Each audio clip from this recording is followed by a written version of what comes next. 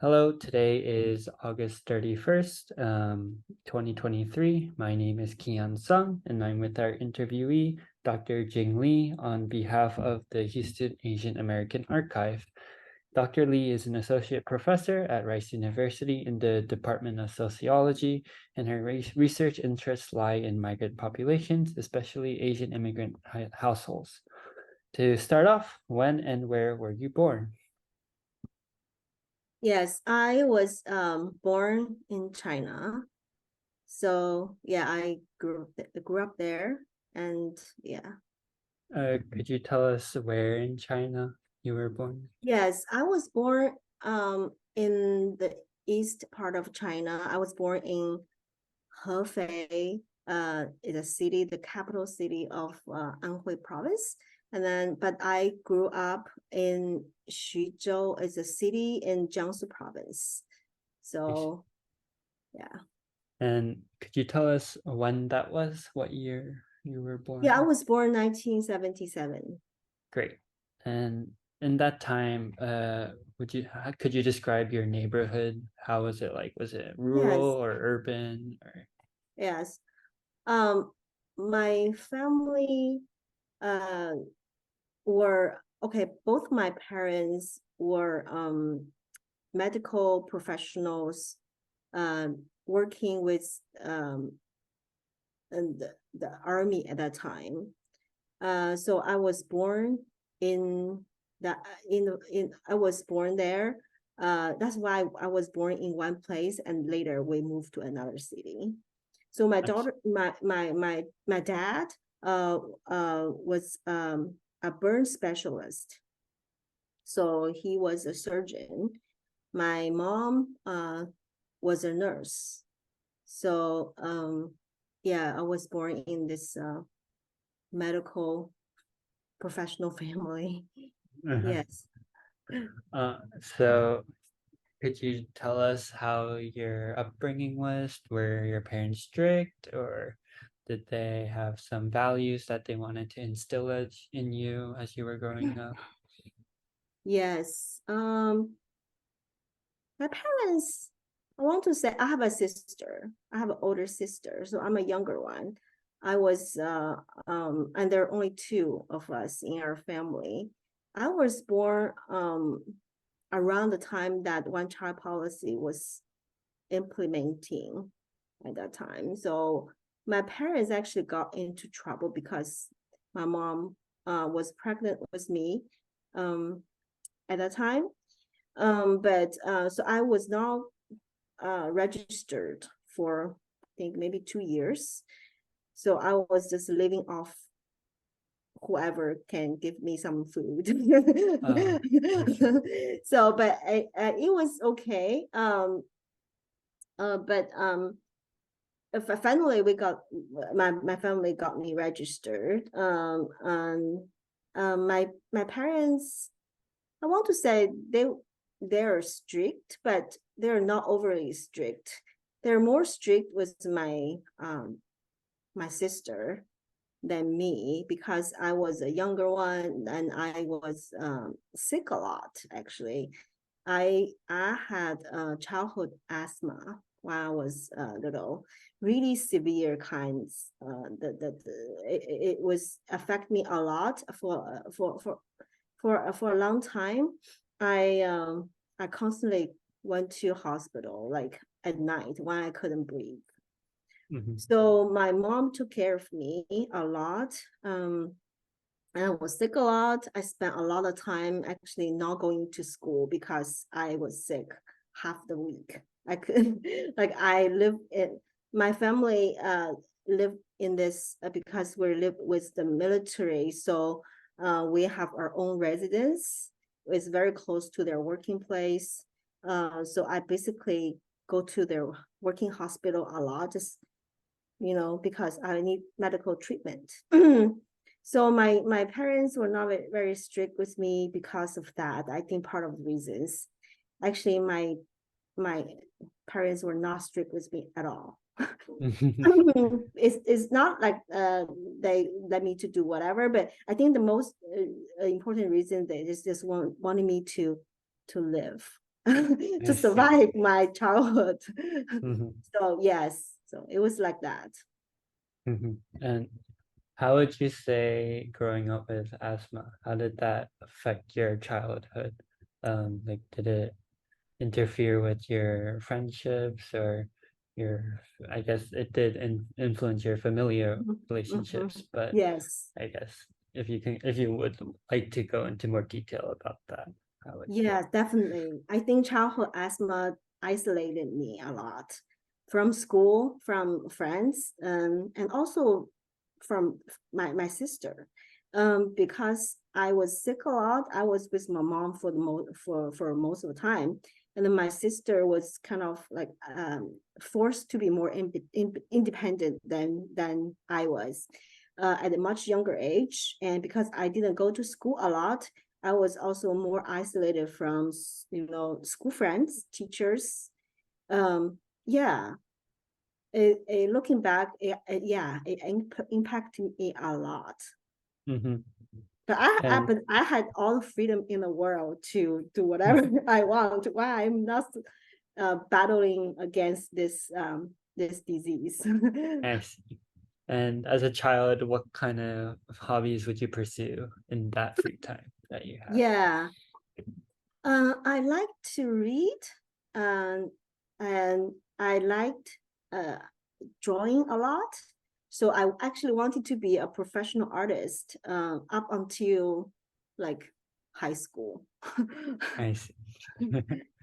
And what changed? Why did you end up No, giving up no. your and Okay. becoming an So artist?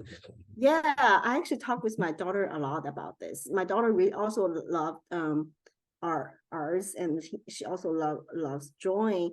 But it was a major decision actually for me not going that route. At that time, I was a teenager already. Um, I just after some years spending on arts and getting to know other people doing arts, and I learned a lot. It was like doing I later I feel like it was like doing research. Like that's how I started to feel like what research is like. It's like you are in this darkness and you try to figure out what you want to do. So that from that perspective, I mean, doing arts and doing research is not very different. uh, but I think I made that decision when I was about, I think, 16, because I feel like I could be a better something or for person of something than be an artist. I feel I like see. I feel like I have some talents, but I feel like I could be better at something else. Would you say your schooling influenced this decision, like your high school or middle school education, or I Mhm. guess how did your early schooling point you in that direction, I guess?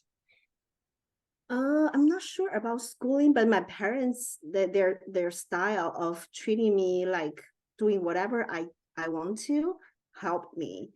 Um, uh, because they didn't have a lot of expectation for me to do. They didn't really require me to, like, for example, going to college. They Mm. didn't they didn't think that's important for me, because for me they just wanted me to be happy.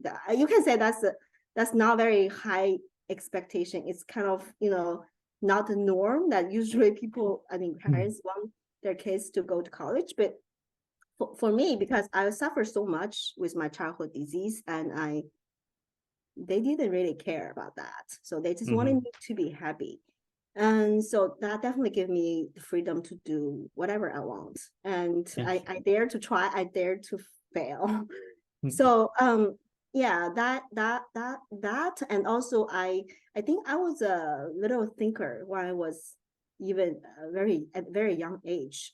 I had all the time in the world now going to school and spend my time in the hospital bed and to think about the things that I wonder about. I So see. yeah, so I like to think. I like to, you know, think about the things are, observe people around me. I liked to think about why this is happening.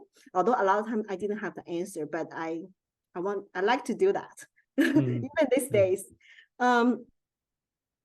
So yeah, I think that after so much thinking, finally I came to my own conclusion. This is the best thing for myself at that point.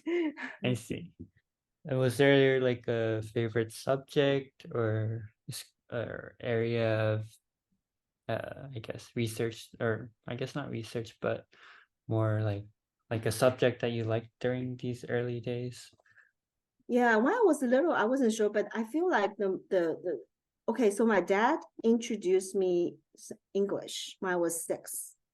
So my dad went to Shanghai for his professional development opportunity, and he spent, I think, 3 years in a college there, just to advance his training. And he brought back some English learning materials like cassettes and books. And so they're English songs. And my dad told my sister and me and say, you can try to learn some English. This is fine. The little girl singing in English. So that's how I started to be interested in English. And my dad you can say my dad was my first English teacher in that way. But I learned from the cassette a lot. I sang with the song.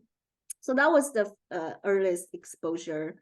But when I was in high school, I really liked history. Yeah, so that's something, because there's so many things, so many fascinating things. We learn world history, we learn Chinese history and ancient history, contemporary history, recent history. And so yeah, there's so many stories and things to wonder about. So yeah, that's the subject I like. Of course, I also like math. Not very interested in physics. Yeah, me neither. Um, so I guess you said you were born in 1976? 77. 77. So during your early childhood, what was the political climate in China like, or were you affected by that? So China had this open door policy starting around the time I was born. I was not very much aware of the changes because I didn't know what was before I was born. And as a child, but I remember people were much poorer at that time. And yeah, well, we always, I mean, food, we always had food to eat, but buying like new things usually is a little bit more difficult. I remember people were also much nicer at that time than these days. Or closer to, yeah. Yeah. Okay. Great. And then, so when did you immigrate to the US? After college. So I I see. graduated in 2000 in July, and in August I came here. Okay. For And my, then, yeah. so I read on your resume that you graduated in economics at Yes, Nankai yes, yes, yes, University. Okay. yes. So I guess what inspired you to attend Nankai University specifically for undergrad?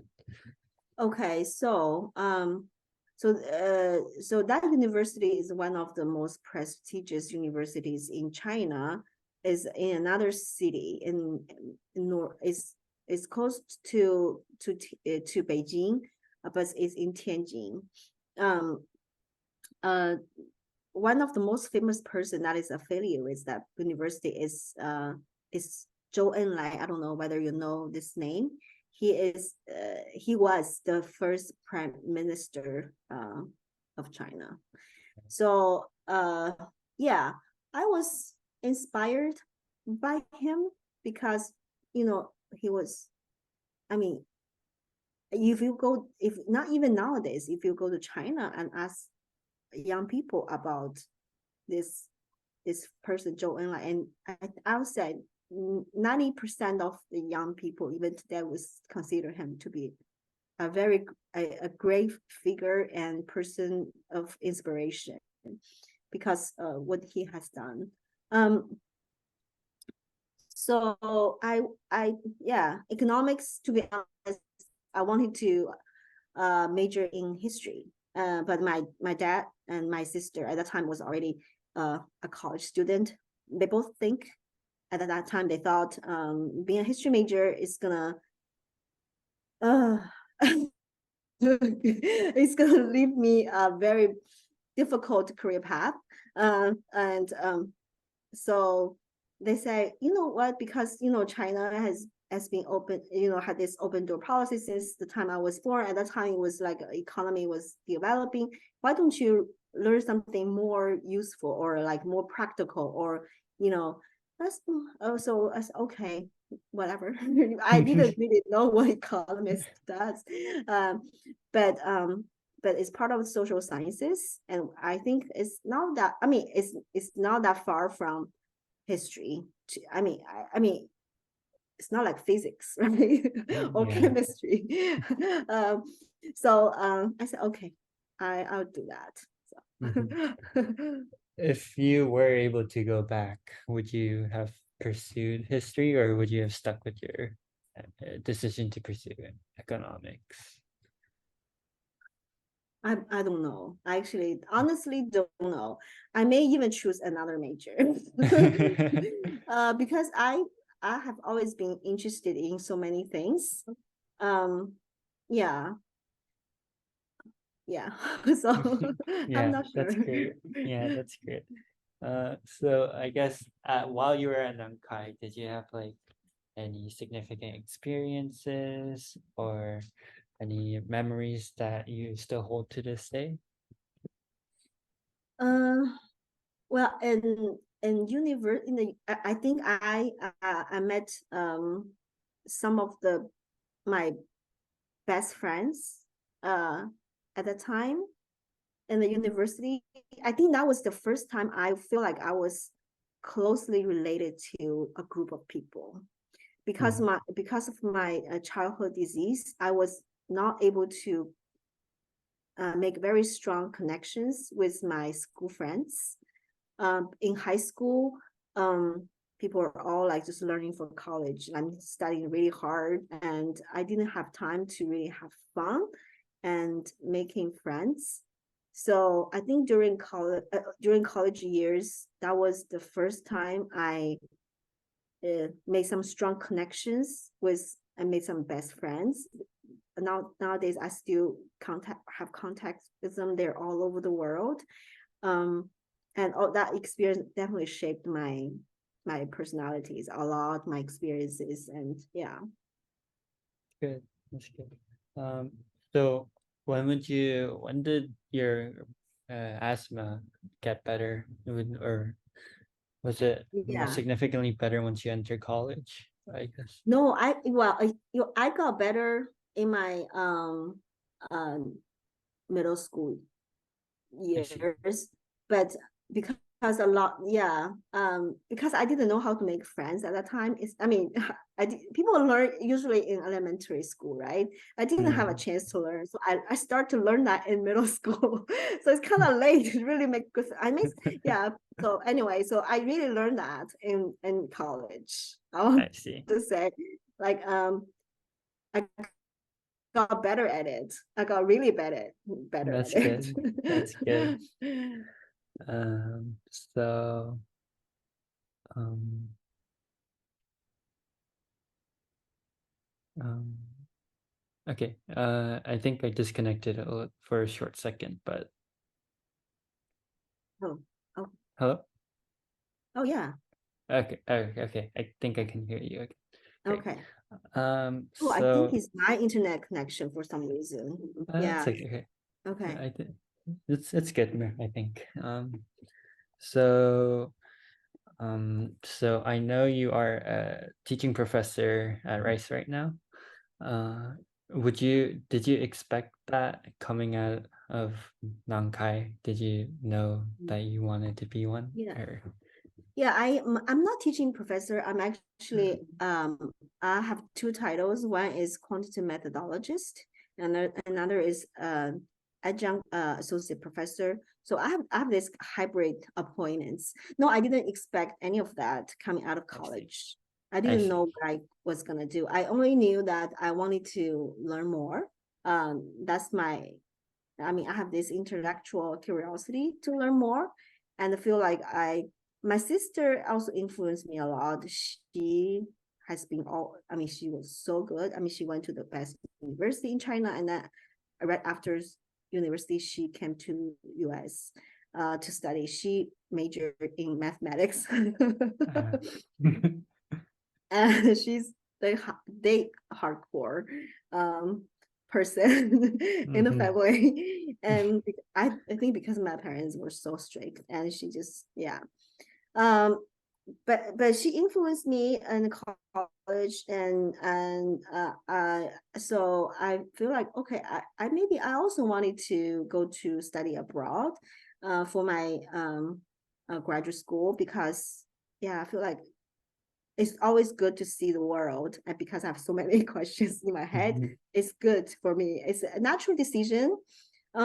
So I applied for two majors. I applied for economics, and I also applied for sociology.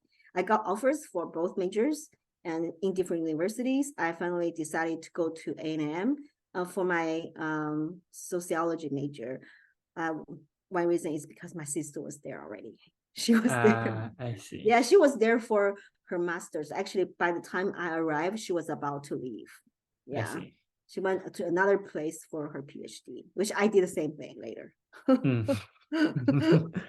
So I guess was your primary motivation to go to Texas A&M because of your sister, or um, were there other motivations behind that as well? yeah, I think so. Yeah, and also also because I like at that time I feel like I wanted to do sociology better, more than economics, because when I was in my senior year, maybe third year, I sat in some sociology classes. I really liked sociology. I feel like it's a much broader than economics, and so A&M sociology. Yeah, there are people doing things like I was interested. So I decided to go, and also because my sister, she just said, yeah, come here, take over my furniture. I see. Would you say that your relationship with your sister got closer over the years? Because I remember you Yeah, mentioning before yeah, about the disease. yeah, Yeah. yeah. Finally, I was not sick anymore. Yeah, that's Yeah. good. I also noticed that you pursued a master's in statistics at UT Austin.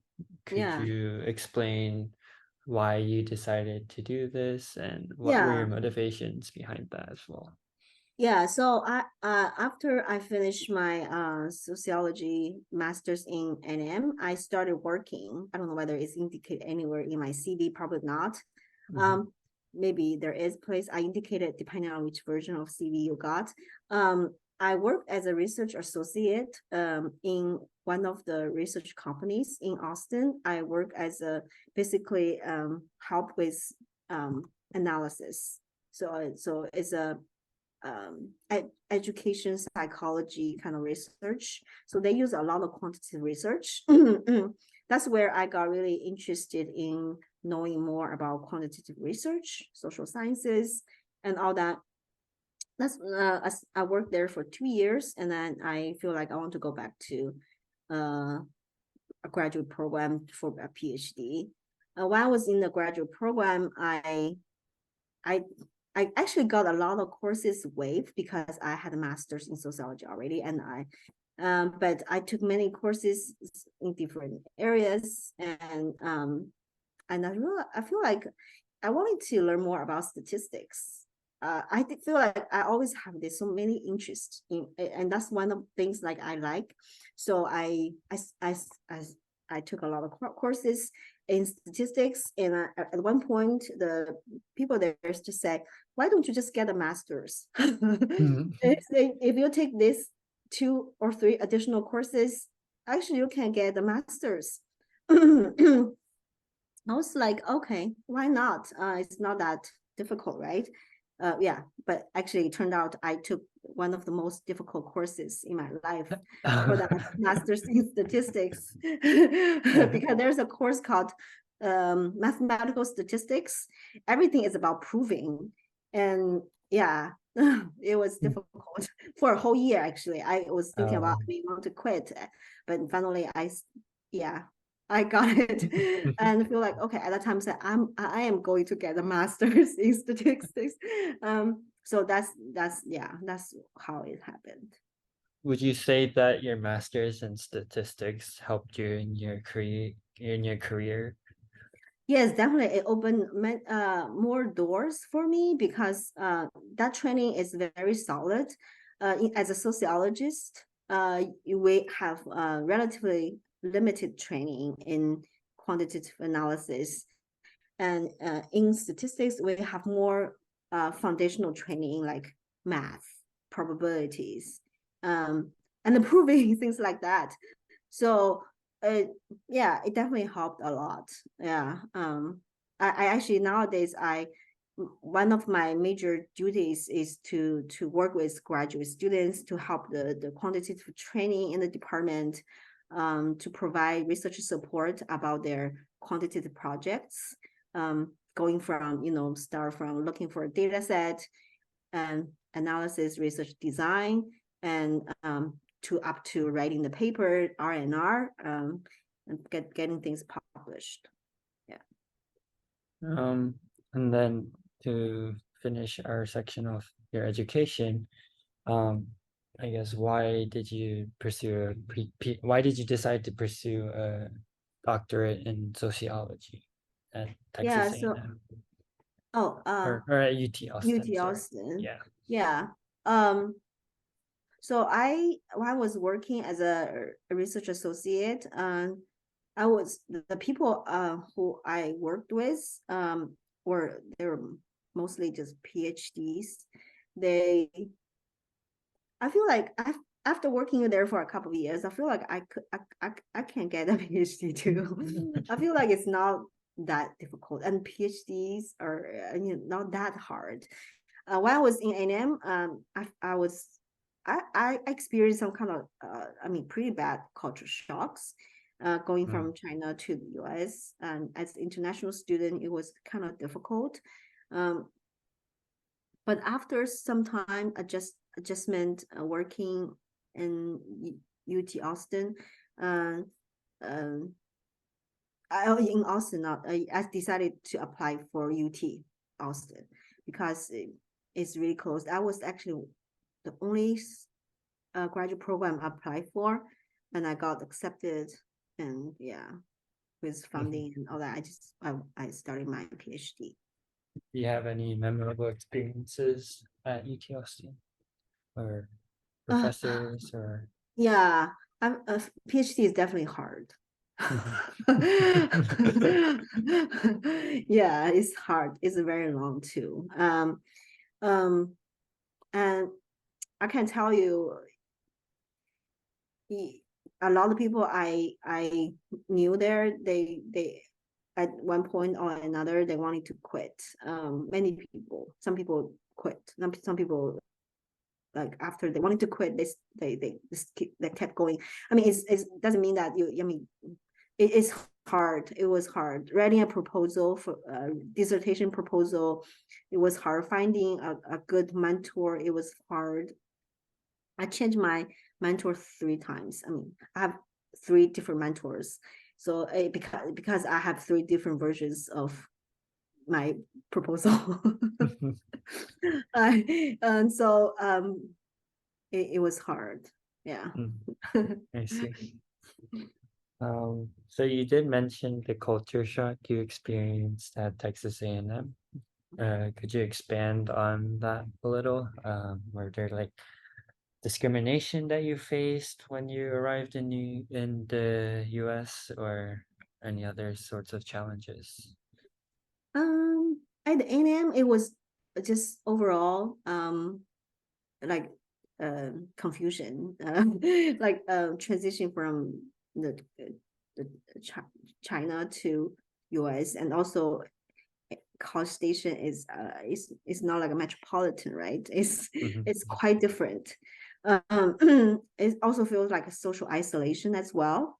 My English was just okay. I mean, and also school. The way like the classroom works is very different here than China. So it was very difficult, and I didn't even know where to look for help, or whether I'm sure I needed help, but I I didn't know who to talk to. Like the strong connections I just learned to develop in college, suddenly it was all gone. Like it was, Yeah, so I feel like I had to start from like scratch again. yeah. It was really difficult. It was very, very difficult. And a lot of times you didn't even know how to articulate that. You didn't have the language to express yourself very, very well. So, and also the people you hang out the most are other fellow international students. They're not better than you. So it was really difficult, I think, at the beginning. Mhm. How did it get better over time? Did you find a community that was able to help, or did you just with time it got better? Or Yeah, it with the time it got better. I think things got much better when I started to work. So and when I started to work, I have this. It's a very small company. Um,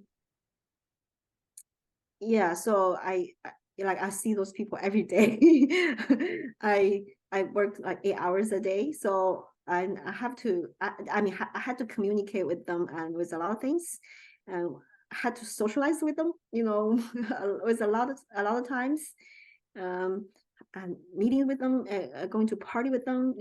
Have celebration with them, and just that helped. It was it was not I mean, it was not easy at the beginning, but it got better. great, that's good. I didn't eat cheese before that. I started to eat cheese after that. Oh, really? Yeah, I didn't like cheese before I started working. What what But inspired you to because start eating there were cheese? so many opportunities to eat cheese. I don't know. I'm not picky eater at all. I was just not used to. When there enough exposure, I just try, and finally I feel like, oh, I like it. Especially blue cheese. Do you still like cheese? Do you still like to eat cheese nowadays? Oh, I love cheese. I eat way too much cheese these days now. I see. Um, okay. What else? So I guess I will now move into like your career and community section. So if you could provide a brief timeline of your professional experiences and tell how they evolved over time. Yeah, I after I finished my PhD in 2011, I started my postdoc in Baylor University at Waco. I did my postdoc until 2014, um, end of 2014, and I started to work at Rice at the beginning of 2015 in my current position. Um, yeah, I have been with Rice since then. I see. And what did you do at Baylor as a postdoc?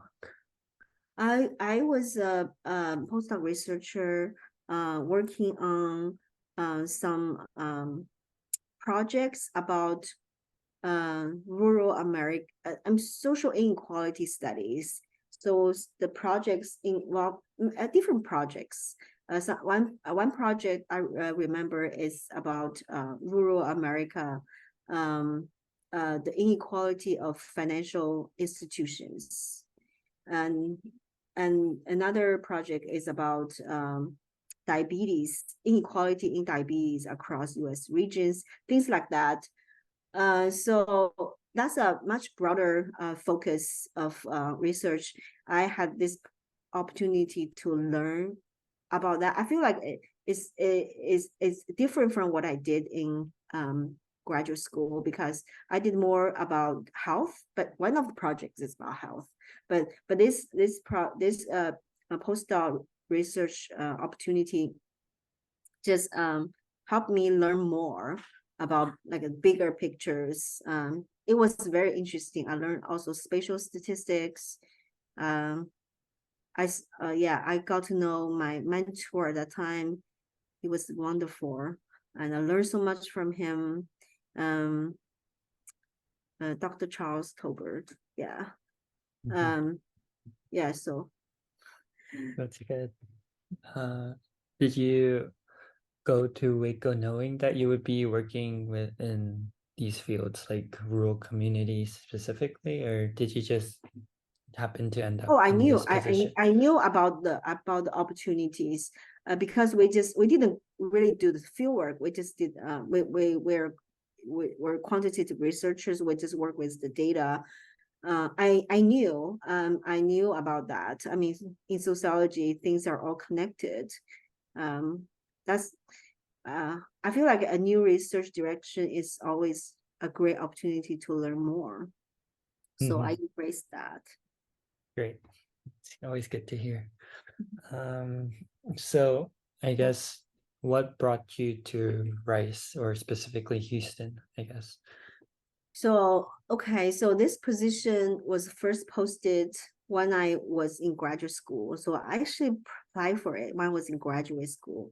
I was in Rice for interview when I was in graduate school before I graduated with my PhD. I got shortlisted. I was number 2. So I got declined the first time. And I went to with my PhD. And then, when I graduated with my PhD and went to my postdoc. So when I was in my postdoc, when my postdoc was about to end, the person whoever got hired in this position quit. So they want to hire another person to fill the position. So I actually didn't know that. I didn't know that. But it was brought to my attention by my mentor. So yeah, so I applied for it again and I got it. That's great. People still remember me. So I guess when and how did you decide to, like, why did you want to become an adjunct professor at Rice?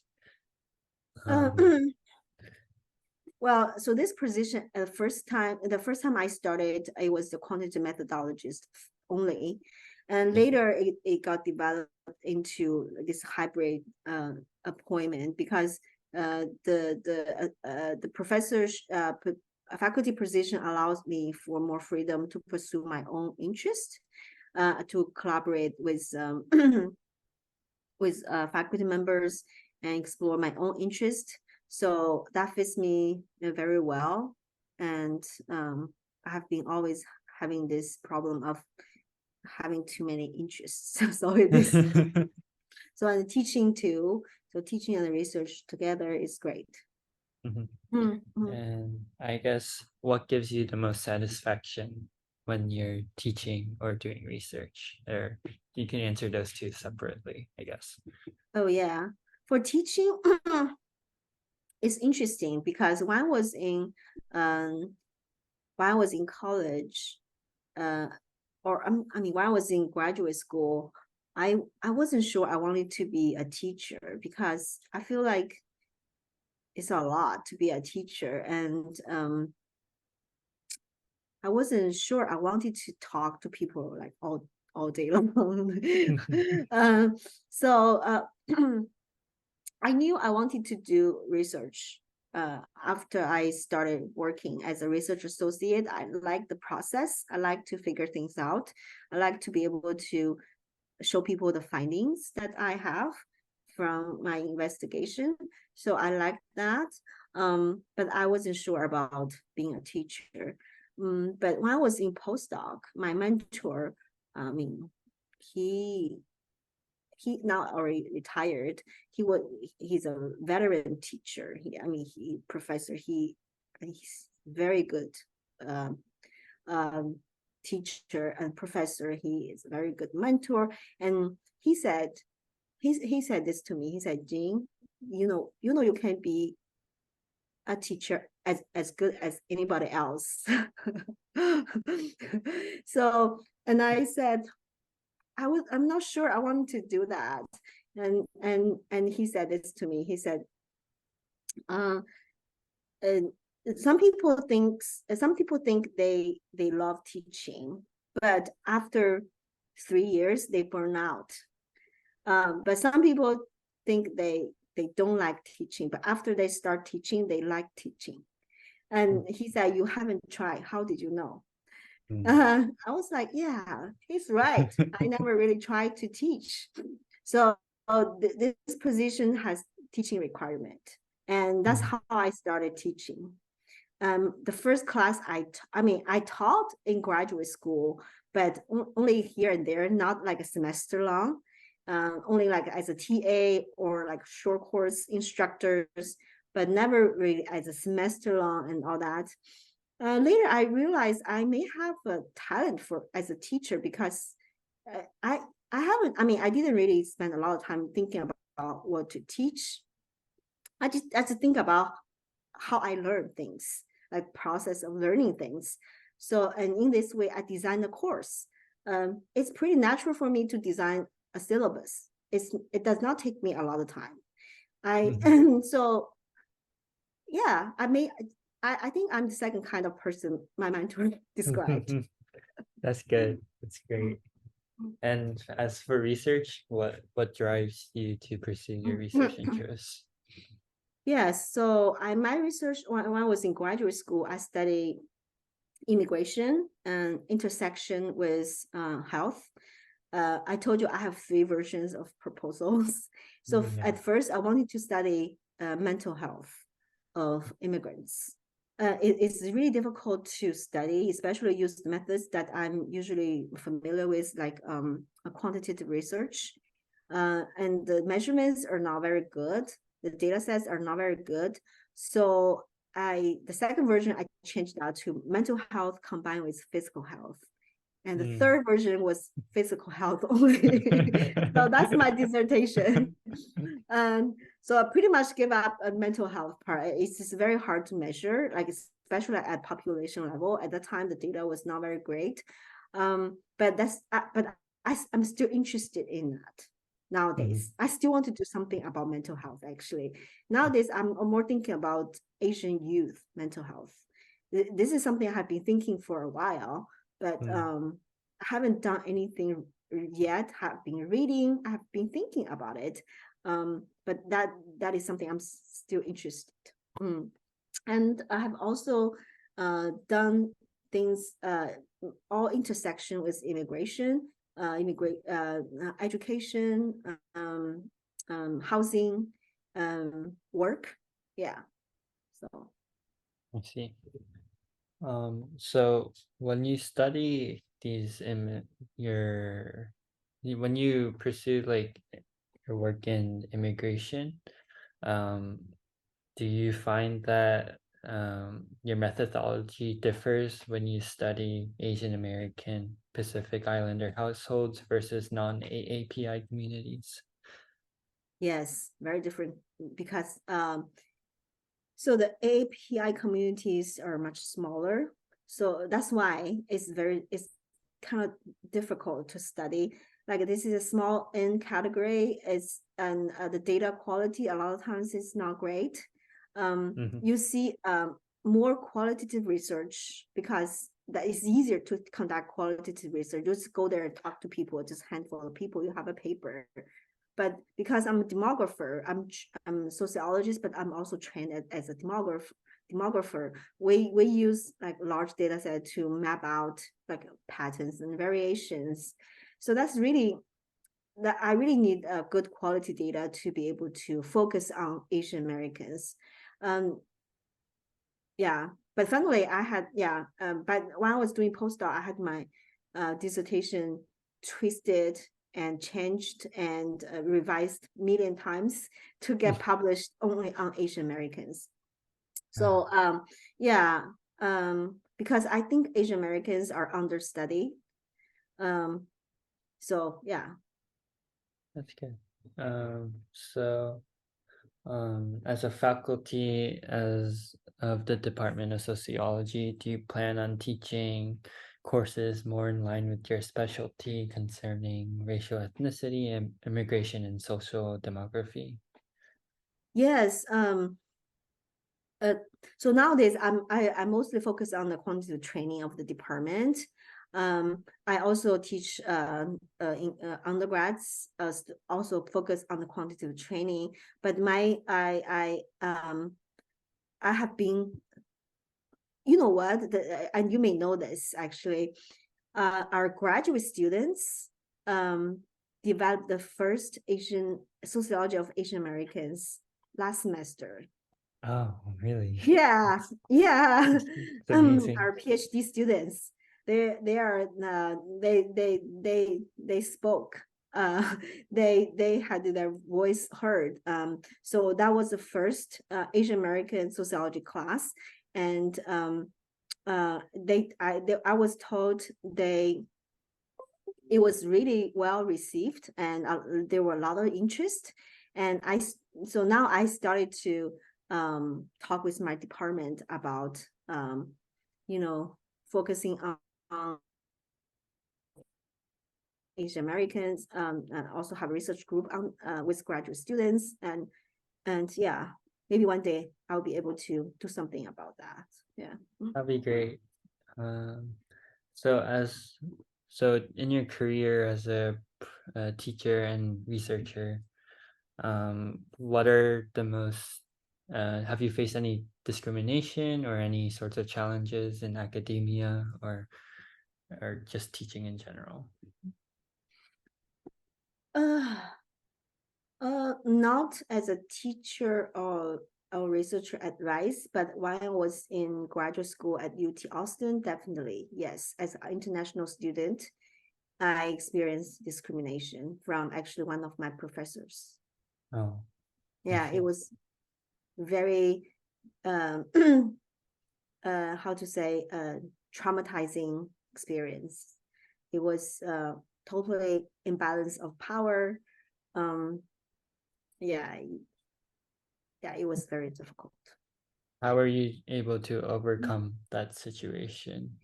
So I overcame that situation by writing a letter of a grievance against her. I see. And I'm guessing that was successful. Was that successful?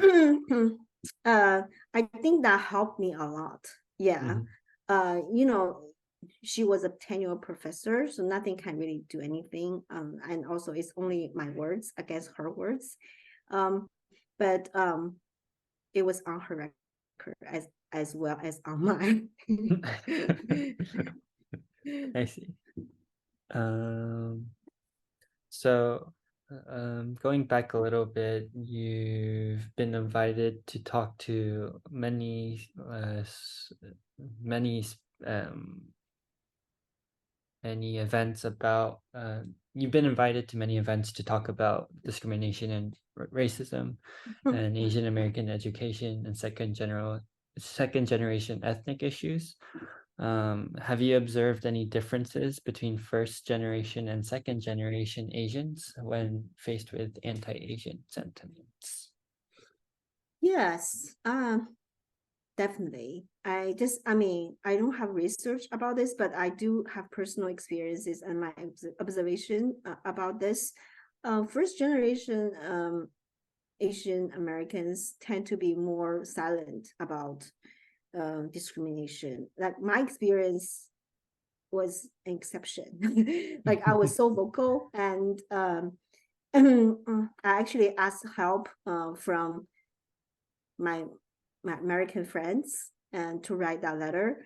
And I tried to talk to other international students and also American students about similar experiences. But I can tell you that at that time, my Asian PhD classmates were not very vocal. Although he also had similar experience, he didn't file a grievance letter. But yeah, they tend to be more silent about this, and they tend to think more about what they did wrong, instead of think about this is two sides, right? You may did something wrong, but that you don't deserve that. You don't deserve that, even you did something wrong. So the second generation tend to be more sensitive about this. I think this is because they're more racialized, and they start to realize people look different, behave different, and be considered different when they're at a very young age. Yeah, so they're more sensitive about this. Yeah. And do you think it's important for first generations Asians to become more active in this respect? Yeah, I do think so. I think they need to understand that, I mean, it's not a weakness to tell people you're discriminated against. Yeah. And also you can communicate with people about that. It's not shameful. Yeah. Yeah. Yeah, I think that's important. Yeah. Also, this is gonna go on a different tangent, but other than professional affiliations, how have you been involved in the Asian American community activities? Do you think your background in sociology may contribute to the Asian American community in any ways? Yes, I've been involved in some community activism about different things, mostly first generation Asian Americans, because a lot of them work in STEM fields, or they don't have they actually, most of them don't even know people who who are in social sciences, or understand the process better. I mean, I'm not saying I'm better than them. It's just because my training help me understand a little bit better, maybe see a little bit clearer than them.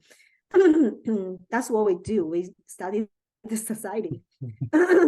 But so there are a lot of misunderstanding. I try to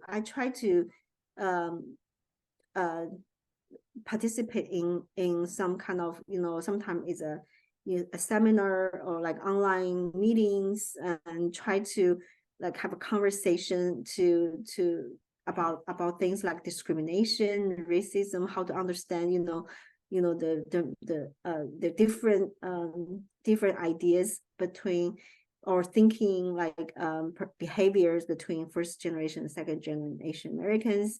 And it can be, it can have like family conflicts, different perspectives. Also bigger pictures, like how to think about China and US, like tensions right now. Yeah, things like that. I feel like a lot of things can be done with a sociology background. That's good. So moving on from the career to more of your personal and family life, can you tell us about your family? I think you mentioned that you had a daughter before. Yeah. So who else do you live with, or is there any other significant individuals?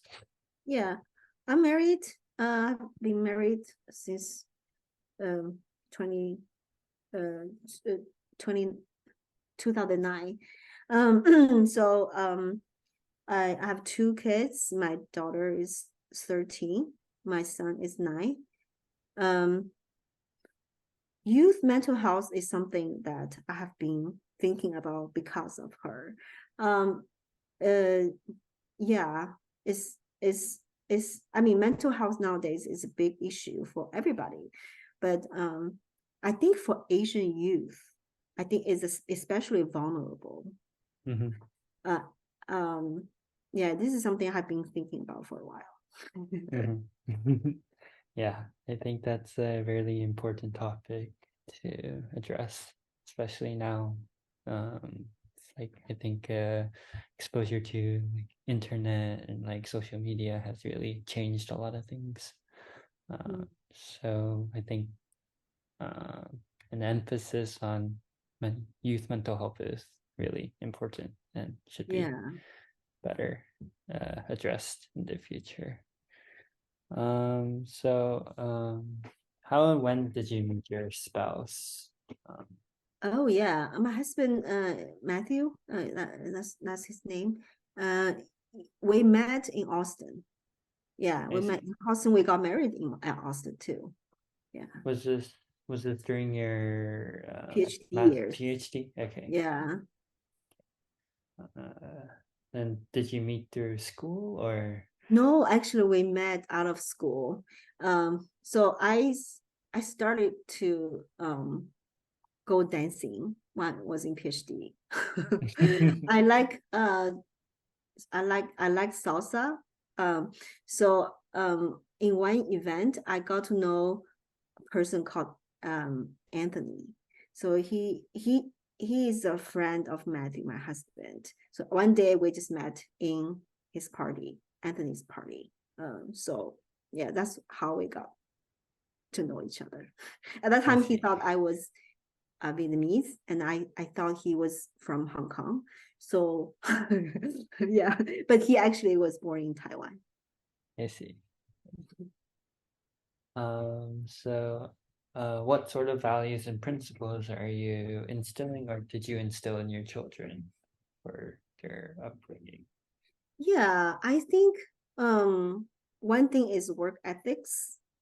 Um, I I stress that a lot. I told them it's not important for you to compare to others, but you need to have expectation for yourself. You need to compete with yourself. So you want to do better. Always do your best, and don't waste time. And another thing, I want them to be a free thinker. I want them to think out of the box. I want them to not so much, impacted by peer pressure or even sometimes pressure from me. Or, I want them to read books, but I don't want them to be boxed into whatever is in those books. So those two things I want to, yeah, to be kind. Yeah. Not a lot of things. I don't think I'm a typical very strict, like just looking at GPA kind of parents, but I was told I was strict. I don't know. So, as a parent, you mentioned the importance of youth mental health. So, as a parent, how do you make your children's mental health? How do you improve your children's mental health? Yeah, I think it's different in different stage. When they're young, when they're like baby or elementary school, maybe, the only thing you want to, I mean, you need to do is to just to love them, like, show them how much you care about them. But when I become older, like middle school, high school, things become a little bit complicated. You need to give them like space and freedom. And yeah, allow them to make mistakes. If they don't listen to you, and you have to be okay with it. And because, I mean, yeah, that's how they have their own individual identity, I guess. So a lot of times you just be there. I think the best thing can do going forward, I mean, when the children become older, is to be there for them. Like, yeah, do things with them and do not be judgmental. But it doesn't mean you can't tell them what you think is correct. It's just in a way that is like more like talking with a friend, I think. Mhm. Yeah. Yeah. Than as a, authority figure. And that's not gonna work. Mm. Yeah. So, so I guess making time for them is really important Yeah. from whatever. Yeah. Yeah. So in that respect, how do you maintain a good work-life balance? Like, how do you maintain being close to your family while still working in academia? It's really hard. I think work-life balance is always hard, and it's hard for everyone if you want a good career and also good family. I think it's harder for women. uh, and so but the good thing about this my job is I have more flexibility than people, for example, have to sit in the office for 8 hours. So a lot of times I get up early to work on things before they get up, or I work on things when they go to bed. So when they're home, I try to be with them, although they're more independent right now, but it was very important when they were little. They want me to play with them, to watch TV with them. I cook for them. Yeah. But nowadays they become more independent, but I still want to be with them. As much as they need me. Yeah, help them with homework and spend time with them. Yeah, I think that's really important as a child, yeah, as a parent and a child. yeah. Moving more towards to our next section on identity. How would you identify yourself ethnically? I'm Chinese. I'm Asian American. Yeah. Mhm. Great. So I guess how has your Chinese identity influenced your life decisions about maybe like education, marriage, or career choices? Um, I think as Chinese, my cultural roots are basically three philosophies like Buddhism, Taoism, and Confucianism all combined. So there are a lot of like I read a lot of philosophies, like Chinese philosophies. I read a lot of those scripts from these three traditions. They influence me a lot. Yeah. For example, I'm a hardcore environmentalist. Yeah. So in my family, they all know that I compost the food waste, and I refuse uh, straws in the restaurant. I refuse plastic bags. I always bring my own bags, and I try to bring my own food containers if I remember. I try to do that more. I bring my own chopsticks and and spoons and a spoon and forks in my bag. If I go out to eat, I yeah. I like gardening. I like to, although I'm not very good at, but I try. Always every spring I try. My daughter is influenced a lot by this, and she's very environmentalist too. Yeah, but yeah, these days I think everybody should be. Yeah, I think climate change has been really bad past few years. Yeah. So how important is it or was it to educate your children on your own ethnic heritage while raising them? Mm, both of my kids go to Mandarin Immersion Magnet School. I don't know whether you know that. is at public school in HSD, but they teach Chinese, half day Chinese, half day English in elementary school. In middle school is a little bit different. So my kids actually can read, write, and speak Chinese very well. They speak Chinese at home with me too, and I ask them to speak Chinese to each other. Sometimes they don't, but many times upon my request, they will. Yeah, my daughter actually can write really good Chinese. So that's the language part, but I try to also teach them the philosophies I learned, like from my cultural roots. I started to teach my daughter much earlier, but she didn't understand. But nowadays she started to get it. Yeah, she's already 13, and sometimes I explain some very complex philosophical ideas to her, and she gets it. So, I think that's good. Yeah, that's quite impressive. So in your opinion, how important is it for Asian Americans to be cognizant of social demography and social stratification in the US? Yeah, like I said, I think the second generation in general, they understand this better. But because they're more racialized, the downside is that the downside of that, I think, is it can play into their self-esteem. Okay. But the first generation, they tend to be more ignorant of that. They tend to more their point of reference tend to be not the current US society. They may not have a good understanding of what's going on, actually, big picture. That's because their immigration background, their education, and the kind of working environment they have.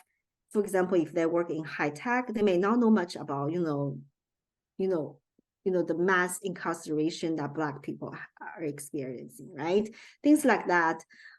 It's really important I think for people to understand what kind of society we're living into and what role we all play. And so I think it's good the least thing. I mean, the thing is that at least it's good for your mental health to know where you are, right? To have a clear picture of how things are working around you. Yeah, and if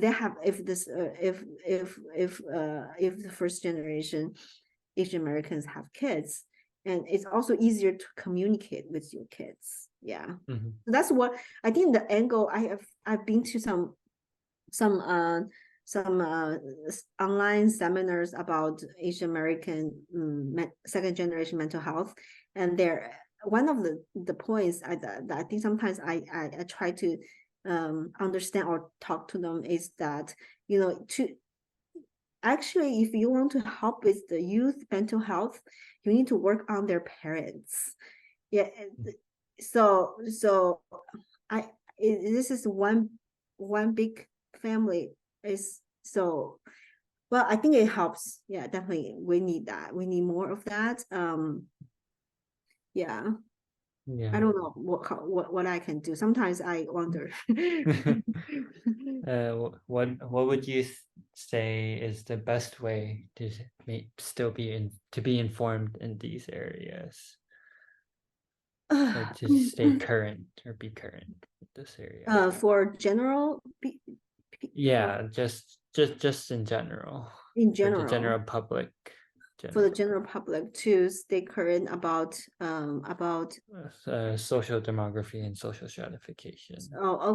Yeah, I guess. I mean, I don't want to say reading news is the only way to get better educated, because news these days can be biased. I mean, depending on the source. I don't want to say it's the social media either, because social media can be problematic. So yeah, this is a big question of today. Like, where do you get your knowledge from? Yeah. For me, actually, a lot of times, I think critical thinking is a really important skill for people to have. And yeah, so with the, AI and all that, of course, I mean, critical thinking is something you need to have to when you read news, when you're in Yeah. social media, communicating with your friends and looking at all those TikTok videos. I also want to say this probably old thing, but read books. Yeah. Also, don't believe everything, but read, because especially high quality books.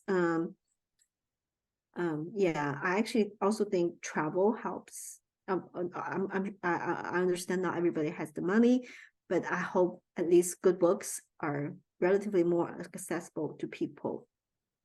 Mhm. Yeah, I think when you read enough books, you start to have critical thinking. Like, it Mhm. just comes like naturally. Do you have any books that you recommend? I like to read philosophy books. It can be boring, but yeah, it I can see. be boring. I like to read history books, uh, Mhm. um, autobiographies. Yeah. Any ones in particular? Yeah, they have this one. This is not, but this is more like social science study. But I really love this book. I want to recommend Oh, this to you if you have a Asian chance. Americans and the Spirit of Racial Yeah, Capitalism. this is the Oh, one book that I came across last semester. Actually, I attended a workshop, not like seminar, like a meeting with the author, and he's in Baylor.